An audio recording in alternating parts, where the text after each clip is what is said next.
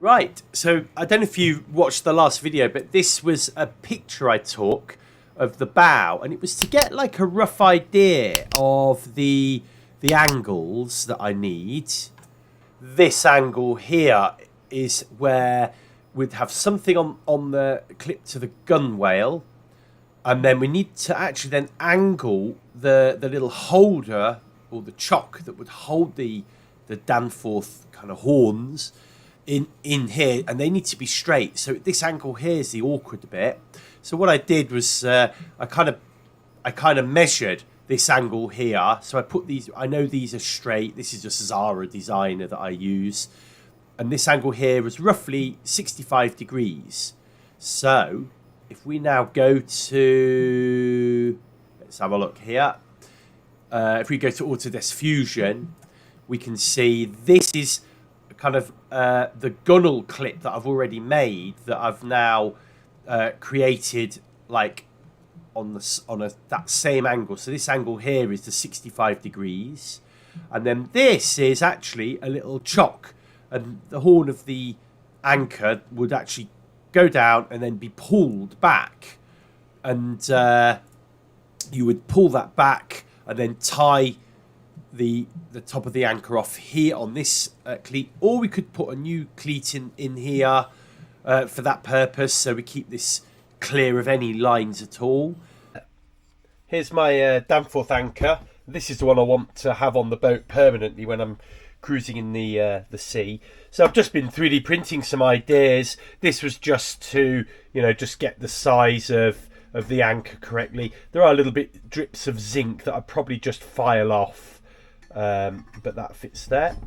And then I came up with this, which was like a little locking choc. So the anchor would actually drop into that, and then you would pull it back. So let me show you that. You drop it in, and then when you tie the anchor off at the bottom here, that would pull it back into the choc. So I bought this little cheap lock. I used to have one of these for years, and I think it just ended up getting worn out. Really cheap, just from a local DIY shop. And it's got like it's got 45 and 90 degree angles in here, and it's really good for just doing some ad hoc cutting like this, where you want an actual, that angle. So one of the problems is on this sort of joining these two pieces of wood for the poles like this, is that if the wood's at an angle, when you screw them up like this, you get like a bit of a pressure point, you can see like there, and that's what's actually cracked the wood here. Now it goes looser because that's where the cut was, and then tougher and then looser again, but you can see if it's not flush, that's as tight as I can do it, and it's just out of, look at it, it's just out of kilter. That's not going to be any good for anything.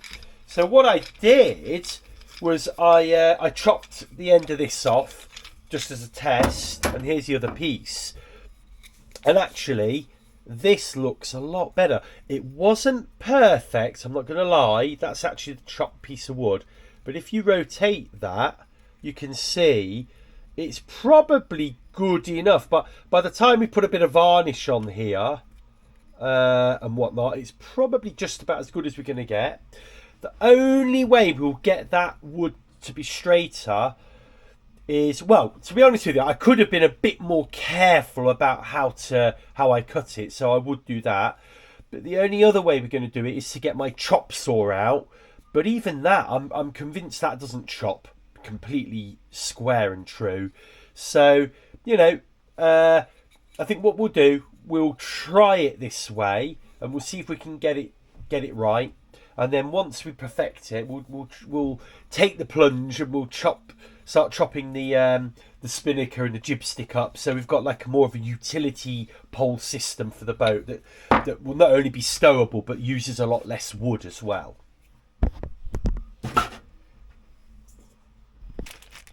We've got some zips. These are nice long zips. Let's see if I can get one out for my big cushions. So we can go finish those off. So I'm going to do that today and show you the result. Only 3 hours to go. Looking good. Touch wood. Let's not jinx it.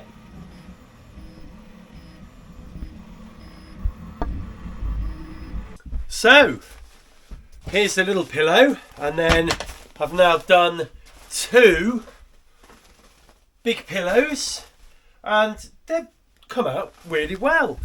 I've actually added these little toggles on the end here. These are just so I can tie the pillows or the cushions off somewhere. This white stuff's just the basting tape, which I'm told will just sort of come off and wash away over time, but hopefully that will.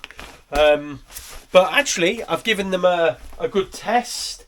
So when they're on the boat, when I'm sitting on the boat, they'll just go either side on the actual deck of the boat where you sit, and when I sleep, they'll just go toe to tail on there, and they've actually formed. They're actually quite comfortable, and if you use this as a little pillow, it's actually quite comfortable. The proof is always going to be in the pudding, isn't it? Until you've actually spent a night on the boat lying on this, for hours on end, you don't ever really truly know. But I think they're going to be fine for a kick-off point, and then if they don't work, we'll find something else to do. So 1 set of cushions done for the boat. I might do 1 more of these. I've got a little zip, so I might have 2 pillows, which could be quite useful. They'll also be quite useful for kneeling on the boat, and actually as a little seaty cushion if you just want a little ad hoc cushion as well. So there you go, cushions done. I'm really happy with those. So here is the final product. Well, not final product, but first test product. Really, really strong. Hopefully it's only just got enough clip to clip over the gunwale, this bit, and then that will sit on the gunwale at that sort of angle, and then you shall see this is the piece for the anchor. So I've got my anchor just here. Let's try and do this without bashing everything. So the anchor will actually go in there.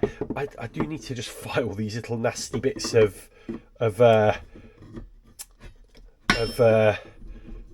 zinc off there, otherwise it's not going to fit anything. But that's the idea. They'll click into there and then be pulled back by this, and then we'll have one on the other side. We've been buying some stuff. First thing I'm going to share with you, I mean this is all stuff that my other half literally rolls her eyes. I get so excited about stuff like this. Some more fiberglass board, FR4 I think that is, fiberglass board. Just get it off Amazon, and this one seems a little bit not so, a little bit of colouring in the corners there. I don't know why, but seems okay. So I'm going to look at that one, just double check it's not sort of delaminated or something. That's a little, it's a cover for it. I didn't realise that. Gosh, that one's filthy. There we go. But that's those. And then my new favourite shop is I've got a delivery note here. So I've just been to somewhere called ECF Fiberglass Supplies and bought myself a whole load of epoxy and fiberglass. I've learnt, my journey with fiberglassing, you're witnessing as I'm learning really. And I've learned that you really need to get into epoxy fiberglassing. I've been using a lot of polyester. Now, I think that's because on the mirror, I was advised people used polyester on it. But polyester, whilst it's quite easy to work with, it doesn't. There's a load of reasons why I wouldn't use it. Epoxy's a lot better. Epoxy tends to stick to anything. And you get a lot less hassles with it. So, I have been buying some bits and bobs today. Loads more brushes, because you use these brushes, obviously you can't really clean them when they've been used for fiberglassing. I got some gloves as well. Well, I'm always needing those for work here as well. Next thing, I got these like little cups actually. These are useful just for measuring out very small amounts of fiberglass. I just got a few. Just to be honest with you, I really need one of these to measure out the fluids for my little porta toilet, because I just overuse the chemicals in that, and you know, I shouldn't. They'd last a lot longer if I measured them properly. I got a bunch of cups because the little paper cups just aren't doing it for me anymore. I need to measure bigger quantities. You can get a smaller cup to this, but I think they're the same price, so I figured I'd just get the bigger one. So I think I got 50 of those. It's amazing how quickly you get through them. Then I'm not going to take it out of the pack, but I got a 6 kilo West Systems 105 epoxy, and to go with that, because I live, excuse me, this box is falling off the chair, because I live in the UK and it's super cold, I've gone for the 205 fast hardener, which goes with this. And then what I've also bought is a couple of pump systems. So one thing, you know, as a novice especially, you've got to be careful of with epoxy is mixing it properly. These are like proper special pumps that make sure you get, I think it's 5-to-1, and you just do 5 pumps of the epoxy and then 5 pumps of 1 pump of your hardener, and job done. You know, that measures it out really accurately, and these should stay good for the life of the can at least. So I actually got a couple of those because I thought, well, just in case, you need to replace them. It's always good to have another one. Got some tongue depressors or mixing sticks, always good. I'll use this for everything. And then we've got, so I need some filler, and you use filler to thicken your epoxy up, but you know, and you have different types of filler. Maybe I'll do a video on this actually, because it's taken me a while, but I now kind of understand, and I've got my way. I know my way around the West system a little bit better now. But fillers will enable you to make epoxy that's more suitable for filling, for gluing, certain jobs like wood, metal, things like that. So I got what I thought was the right amount of high density fillers, but this is a bit of a beast. Add to that, I also got the 406 as well. Now the 404 is the one everyone seems to go for. It's the go-to filler and filleting one, I think. The 406, I can't remember why I bought that, but I think it's more for filling gaps. I may have got that the wrong way around, but they're basically for different kind of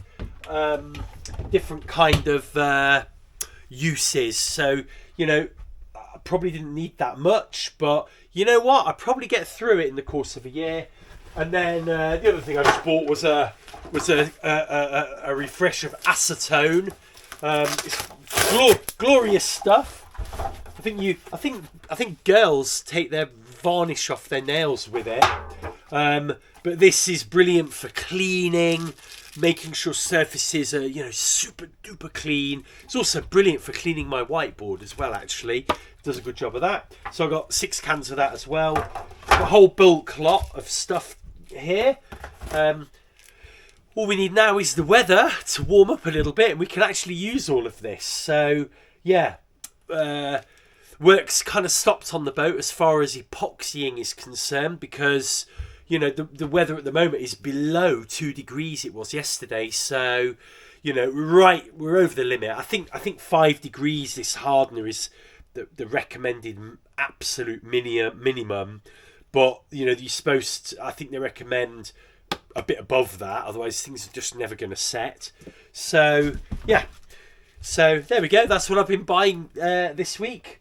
We'll be using it when the weather warms up a little bit more. Woo! It's frosty out there still. So actually, because of the weather and the cold, it's not so cold in here, but it's still quite chilly in here. I haven't been doing any more coats to this, but it's actually dried really beautifully. And there's the back. I mean, the difference in that piece of wood from what we had, and the fact that you can hardly see that crack now, you know, I'm really pleased with that. This was particularly dry. It does need a little bit more. So, you know, I think once the weather, it is a bit stinky, this. You can't just do it inside and where it's warmer. But I think once the weather warms up a bit, we'll get back into doing this. We'll give it a few more coats, but I'm really, really chuffed with that. It looks beautiful now compared to what it was. Just need this damn weather to warm up.